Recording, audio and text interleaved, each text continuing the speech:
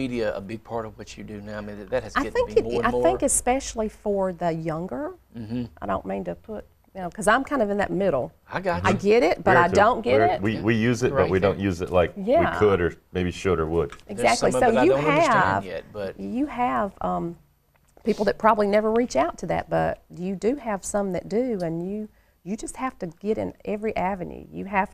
You still have to do those emails and that Facebook, but you also still have to have those one-on-one. yes, you do. Picking up the phone and calling and having conversations, because that is sometimes the only way some people handle their business, which is perfectly fine. It's fine with me.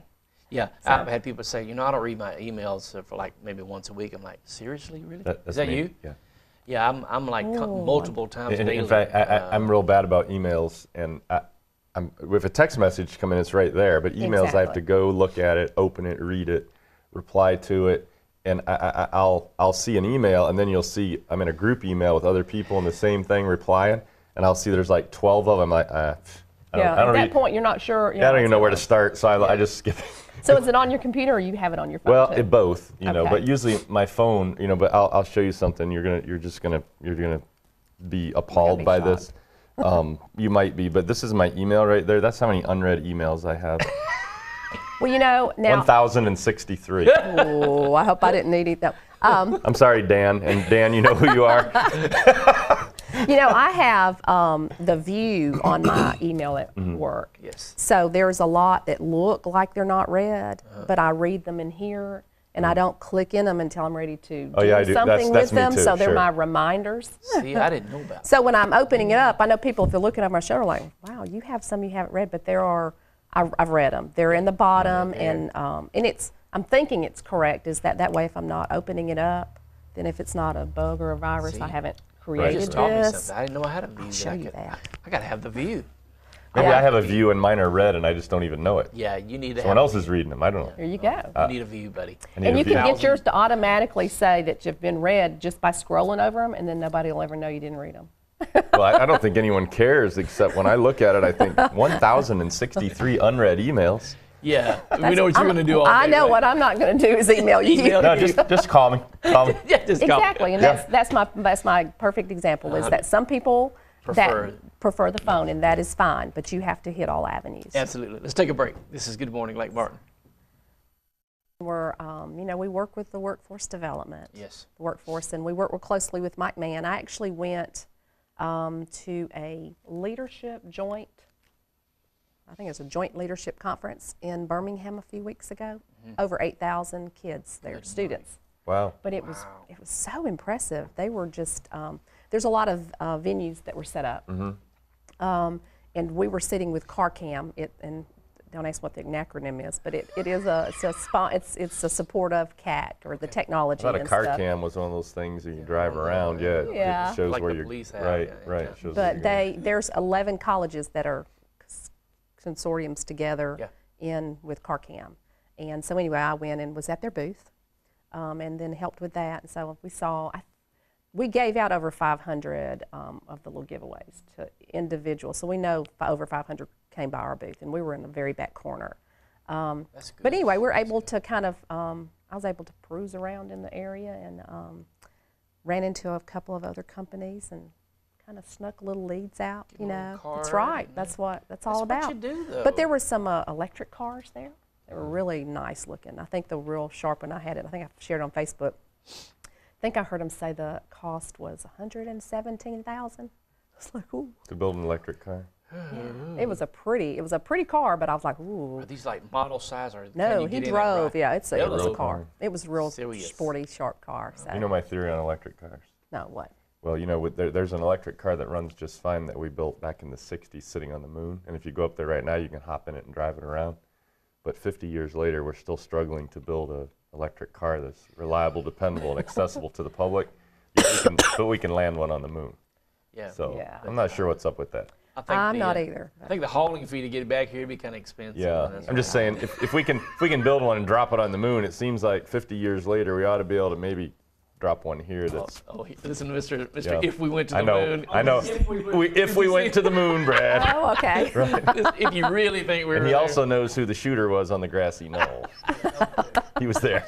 It was the time traveler. Yeah. Part of what you do, though, Sandra, is so important because, of course, all of what you do, but I'm just saying this is one of the parts of the things you do. When you all go to these places, you're looking at other people, and they're looking at you, and we're like, do we fit, or do y'all fit us? It's kind of like the hand-in-glove thing. It's kind of like everybody sort of has to fit everybody.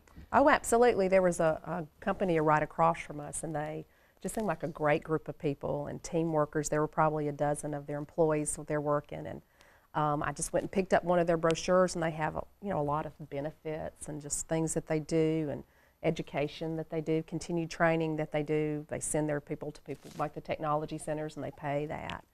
And so I was talking with them and just asking them, and just gave them our information. Said we'd love, are y'all ever? They have several locations, and so then I went back over to Mike and I said, you need to go work your magic now. He's like, I said, just go over there and start talking about training. That's what they do. They love to do that kind of thing. And so anyway, they probably knew I was really working that hard. Over there. Well, yeah. I think that when you boil down what you all do, essentially you're sales representatives. You're selling Alexander City. Oh, absolutely. You're trying to find people like you'd sell a car or a piece of furniture or a house. You're trying to find the person that wants and needs what we have, or if they don't realize that we have what they want or need, you want to expose and reveal that to them. And the other thing is sometimes they don't really know what they need, and we can help them. We can help them discover what they need. So yeah, I want to make a comment about that, but let's get this birthday call. Okay. Good morning, caller. Good morning, guys and Sandra. Good morning. Judy Kill. I want to call in a birthday for my grandson, Tyler Shores. All right, Tyler Shores. He's 21 today. Woohoo! Wow. 21. I can't believe it. I got that boy on the birthday list. All right, thank you. Thanks for calling. Bye.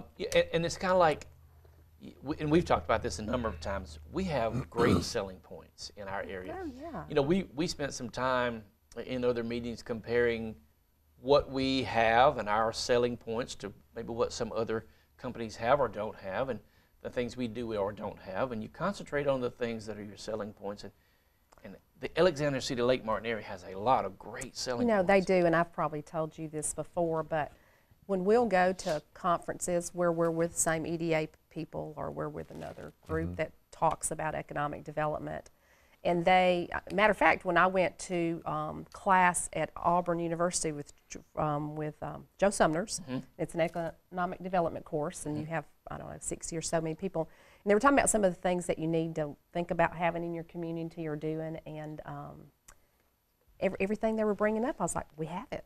We do that. We're the perfect community. I was thinking, and I was able to share some of those, and I'll hear that from outside communities, that they'll come in and they'll just love our community. And I wish local people loved where they live. That's everywhere, as much as outside people love this community. Well, some people love this place so much that when they visit here, they decide to move here. That's right. And then stay here, and then their relatives all move here.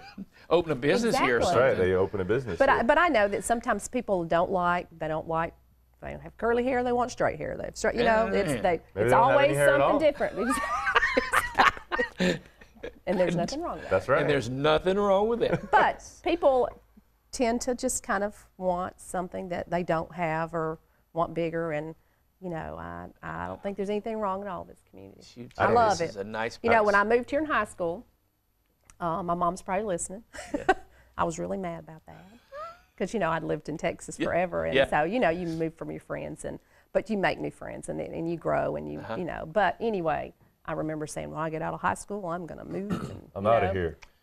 Gone. Have I moved? You're still here? Still here. It's because I love it. And it's you're like a big old living magnet. I just love pulls it. you back. I it's love kind of like, we got to take a break, and we'll talk about that some more. This is Good Morning Lake Martin.